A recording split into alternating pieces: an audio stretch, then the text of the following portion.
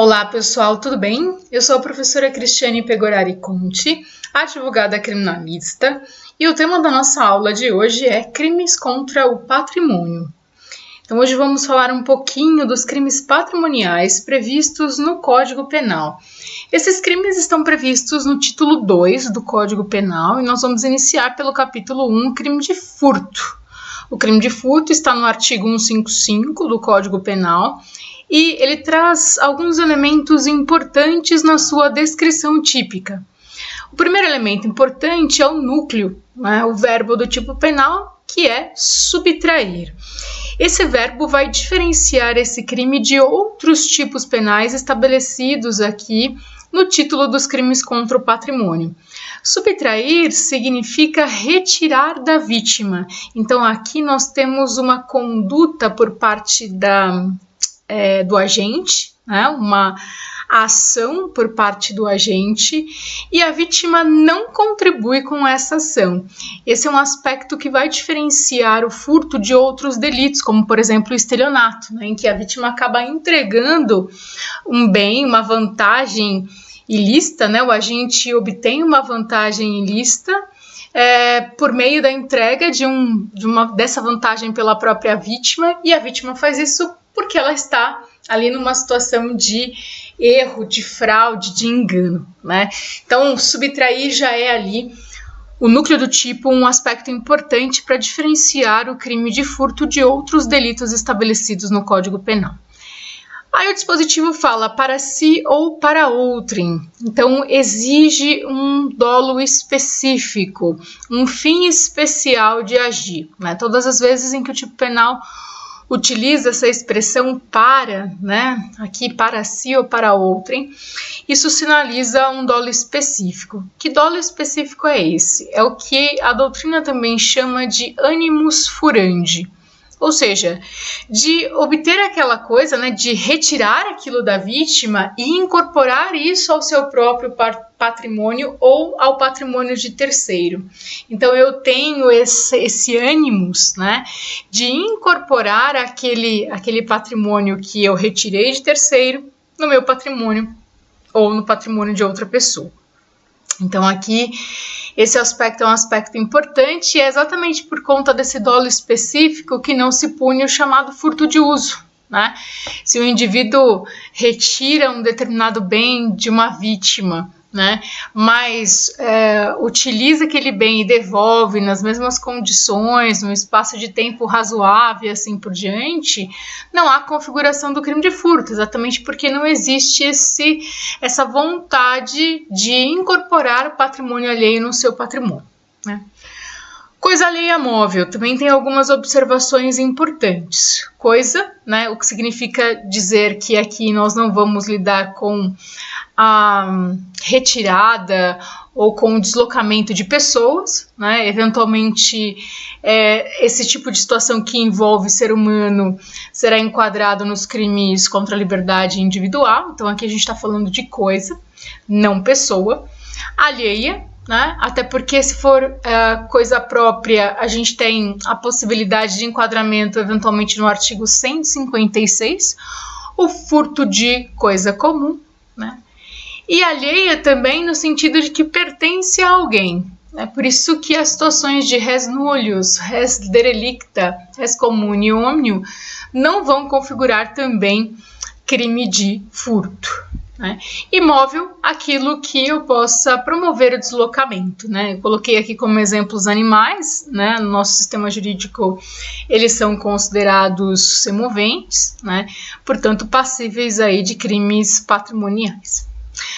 A pena é uma pena de reclusão de 1 a 4 anos e multa. Quase sempre nos crimes patrimoniais nós temos a acumulação com a pena de multa, né? Da pena privativa de liberdade com a pena de multa. Reclusão com uma pena mínima de 1 ano, que significa que cabe suspensão condicional do processo, apesar de não ser uma infração de menor potencial ofensivo, cabe suspensão condicional do processo, né? Lá previsto na Lei 9099/95, né? Que é a Lei do Juizado Especial Criminal. E nós temos aqui a causa de aumento do parágrafo 1º, que é o repouso noturno. Nós vamos tecer alguns comentários mais adiante. A pena aumenta-se de 1/3.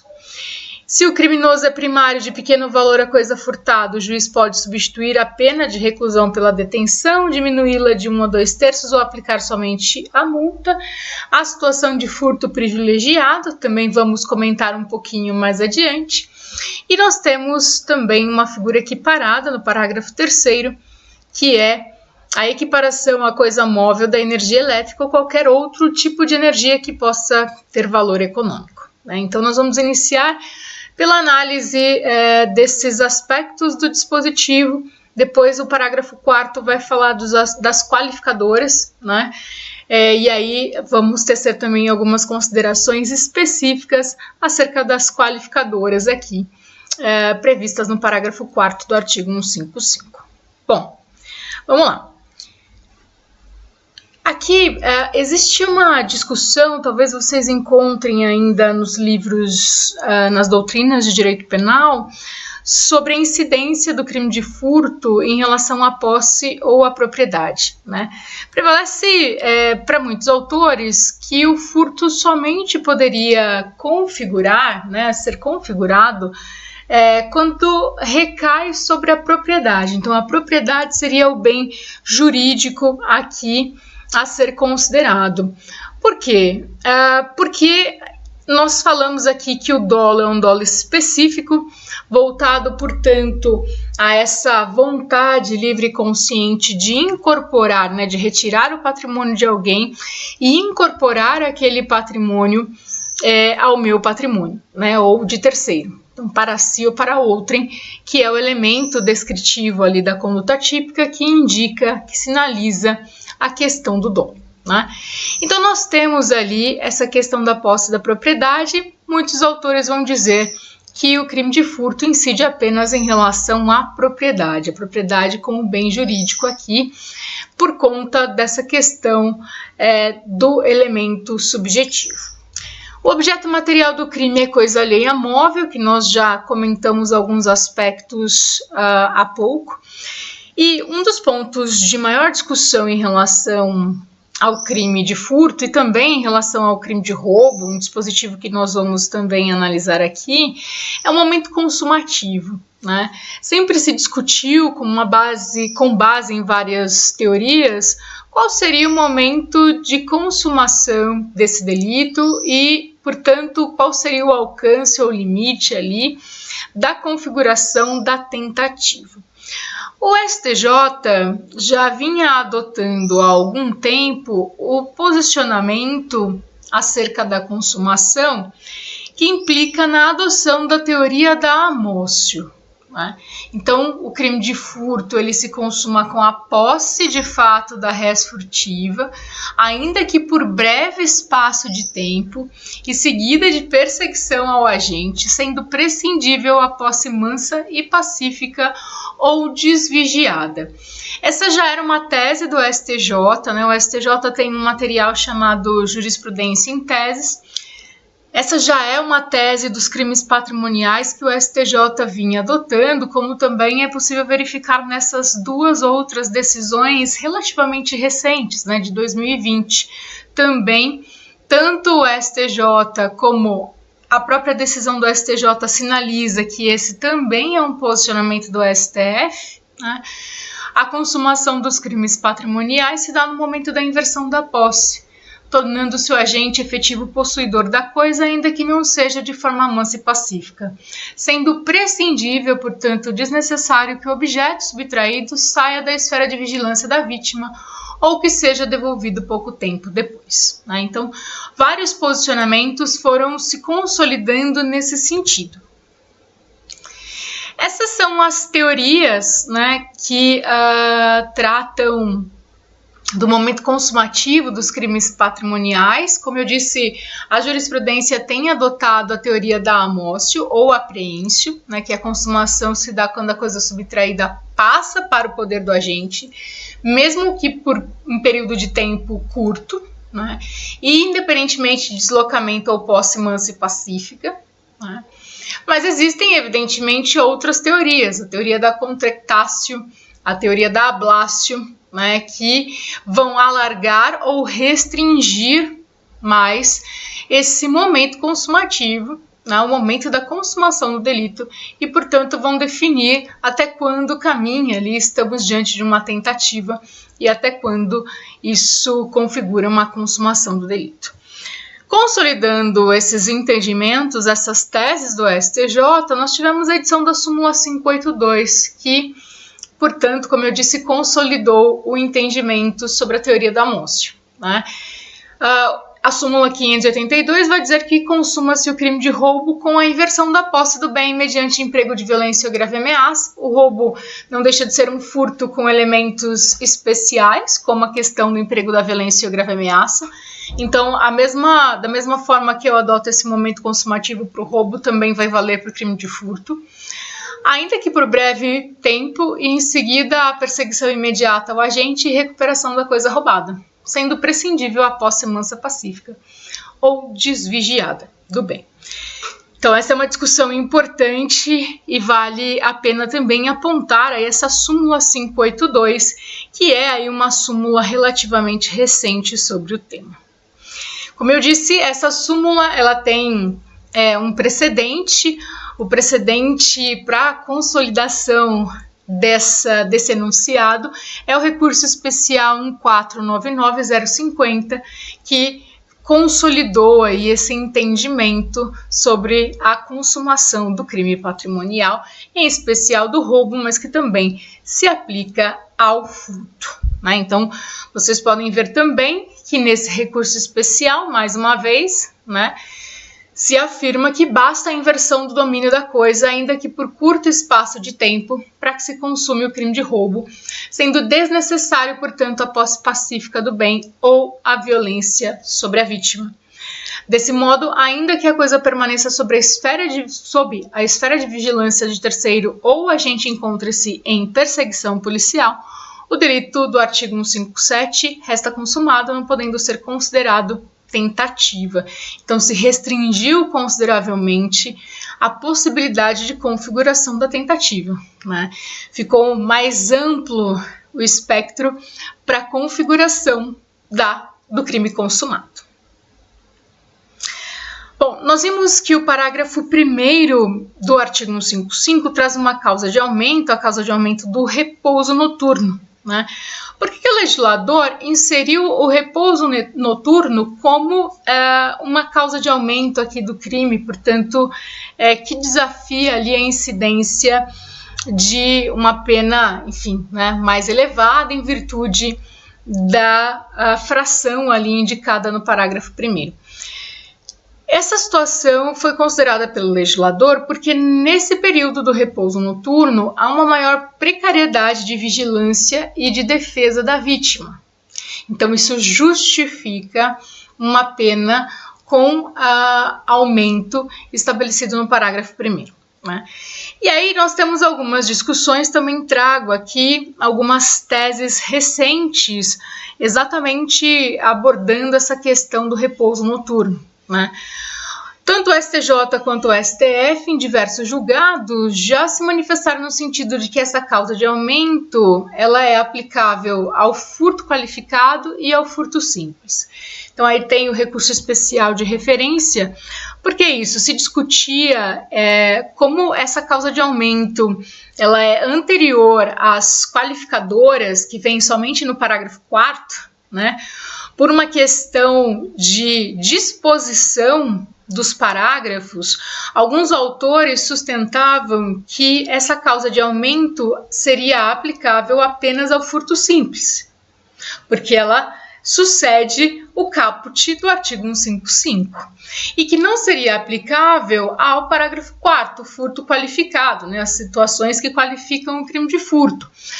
Por quê? Porque se essa tivesse sido a intenção do legislador, o repouso noturno como causa de aumento teria vindo após, né, as situações que qualificam o delito.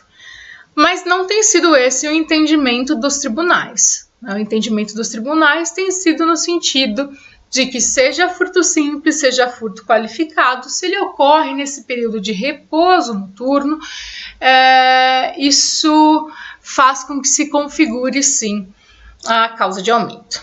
Uma outra discussão interessante sobre essa causa de aumento, né, é a possibilidade da sua incidência se, por exemplo, a vítima não está em casa, ou se o delito de furto acontece em relação ao estabelecimento comercial. Então, estabelecimento comercial ou residência desabitada, né? Isso também é uma discussão bastante frequente, né? Sempre foi muito frequente na doutrina. E o STJ se posicionou recentemente, em 2021, né?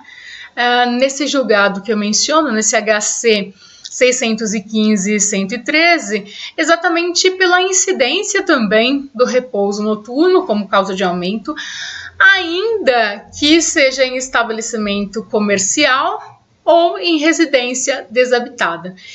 Para o STJ é indiferente o fato da vítima estar ou não efetivamente repousando. Aqui o que o legislador quis considerar, como eu já mencionei aqui, sobre o repouso noturno, é exatamente essa menor vigilância que existe sobre os bens nesse período, né? Menor movimentação, menor possibilidade de defesa, menor possibilidade que outras pessoas, enfim, visualizem aquela situação de furto, né, do crime patrimonial. Então, é nesse sentido essa causa de aumento do repouso noturno. Então, para o STJ, tanto faz se a vítima está em casa ou não, se é uma residência ou um estabelecimento comercial. Então, evidentemente, existem diversas discussões sobre os crimes patrimoniais, e esse título do Código Penal é um título que possui diversos crimes. Pelo tempo que nós temos aqui para o nosso módulo, eu separei apenas algumas das principais discussões e também discussões relevantes sobre os tipos penais mais recorrentes, aqueles que são mais frequentes, que trazem aí maior discussão. Então, não será possível analisar tipo penal por tipo penal estabelecido nessa parte do Código Penal. Vamos comentar aqui apenas os mais interessantes, os mais frequentes, recorrentes. E também, evidentemente, a minha ideia aqui é trazer alguns posicionamentos atuais dos tribunais sobre discussões que existem já há algum tempo na doutrina. Então, já aviso que não veremos absolutamente tudo, mas veremos tudo o que há de mais importante. Muito bem.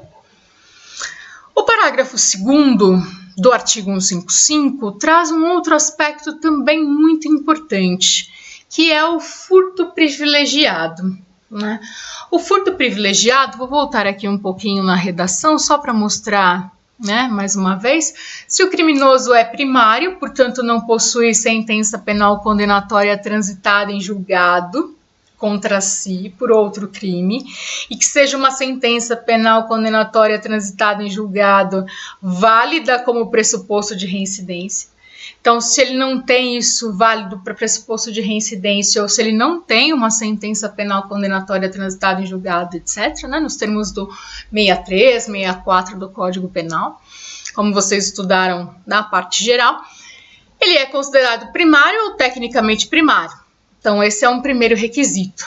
De pequeno valor a coisa furtada, nós vamos analisar como a jurisprudência vem abordando essa questão, porque a legislação não define o que é pequeno valor, né?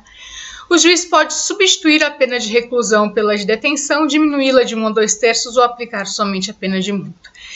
Esse parágrafo 2º é o chamado furto privilegiado. É também um benefício aí a ser considerado, né? Nessas situações que envolvem pequeno valor, é comum discutir, né, a incidência do furto privilegiado versus o princípio da bagatela ou da insignificância. Qual é a diferença? Bom, no furto privilegiado, como nós vimos, o parágrafo 2º ele traz quais são os benefícios que podem ser aplicados. E ele traz esse critério do pequeno valor da coisa subtraída, né? Então aqui o que eu analiso são dois elementos, a primariedade e o pequeno valor da coisa subtraída, que é definido pela jurisprudência, porque a legislação não traz ali uma definição de pequeno valor, né? Se eu não encaixo nesses elementos, eu posso discutir a aplicação do princípio da bagatela. Se eu aplico o princípio da bagatela ou da insignificância, é claro que ele é mais benéfico, porque a incidência da bagatela ou da insignificância faz com que não haja tipicidade material. Se não há tipicidade material, falta um dos elementos do fato típico, o que significa dizer que não há crime, né? Mas a aplicação do princípio da bagatela ou da insignificância também tem um aspecto, primeiro, de preencher requisitos que são balizados também pela jurisprudência, né? Segundo, que é uma questão de política criminal, então ele muitas vezes é aplicado, muitas vezes não, ora é aplicado, ora não, né? Então, o princípio da bagatela ou insignificância ele é muito mais benéfico, mas ele está sujeito a requisitos e a balizas e a interpretações muito mais amplas por parte do julgador, né? Já o furto privilegiado, não, porque eu tenho ali dois elementos a serem observados. O pequeno valor da coisa, que apesar de ser definido pela jurisprudência, acaba sendo um critério objetivo, e a primariedade, que é um critério objetivo, né? Então, trago aqui algumas discussões jurisprudenciais sobre esse aspecto. Então, uma decisão no agravo regimental em HC do STJ de 2020, falando que para o reconhecimento do crime de furto privilegiado, é indiferente que o bem furtado tenha sido restituído à vítima, pois o critério legal para o reconhecimento do privilégio é somente o pequeno valor da coisa subtraída. Então, não importa se houve restituição à vítima ou não. É claro que em crime patrimonial, né, é possível, por exemplo, a incidência do arrependimento posterior, que é uma causa de diminuição do artigo 16 do Código Penal, mas ainda assim não é uma situação que exime de responsabilidade, enfim, né? De qualquer modo, nada disso vale para efeitos de configuração do furto privilegiado. O furto privilegiado, como eu disse, tem dois critérios objetivos, o pequeno valor da coisa e a primariedade. Outro aspecto importante, para efeito da aplicação do princípio da bagatela, é imprescindível a distinção entre valor insignificante e pequeno valor, uma vez que o primeiro exclui o crime e o segundo pode caracterizar o furto privilegiado. Então, como eu disse, o pequeno valor é algo definido pela jurisprudência, geralmente o valor de um salário mínimo vigente à época do fato, né? Não pode ser um valor superior a isso. E insignificante, a análise de insignificância ela é um pouco mais aberta para o julgador. Então, aqui tem também uma decisão de 2019, no âmbito do STJ, né, que discute essa questão do pequeno valor versus do privilégio, né, versus o reconhecimento da insignificância. Ele fala que para a verificação da lesividade mínima da conduta apta a torná-la atípica, deve-se levar em consideração a mínima ofensividade da conduta do agente, a ausência de periculosidade social da ação, o reduzido grau de reprovabilidade do comportamento e a inexpressividade da lesão jurídica provocada. A aplicação do princípio da insignificância demanda o exame do preenchimento de certos requisitos objetivos e subjetivos, traduzidos no reduzido valor do bem tutelado e na favorabilidade das circunstâncias em que foi cometido o fato criminoso e de suas consequências jurídicas e sociais. Então percebam que a interpretação sobre a insignificância ela é muito mais abrangente. E ela toma em consideração requisitos que não são apenas requisitos objetivos, né? Essa análise da favorabilidade das circunstâncias, das consequências jurídicas e sociais. E aí eu menciono aqui um caso relativamente recente, eu imagino que a maioria de vocês tenha acompanhado o caso da moça que subtraiu 2 pacotes de macarrão instantâneo, uma Coca-Cola, enfim, bens ali de um supermercado no valor de R$21, mais ou menos, né?